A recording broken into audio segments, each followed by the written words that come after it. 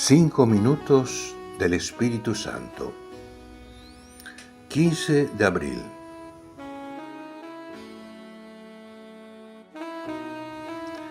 Ven, Espíritu Santo, como río de fuego. Ven como un torbellino de luz. Ven a derramarte como un manantial de vida desbordante. Tú conviertes mi interior en una pradera verde y serena donde habita la paz.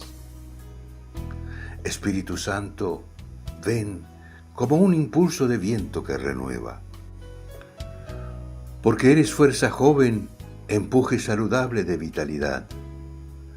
Déjame entrar en tu abismo luminoso y bailar de alegría y nadar entre una multitud chispeante de estrellas.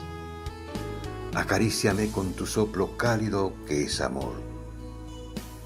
Ven, Espíritu Santo, Espíritu, libertad. Ven, no te detengas, ven. Autor: Cardenal Víctor Manuel Fernández.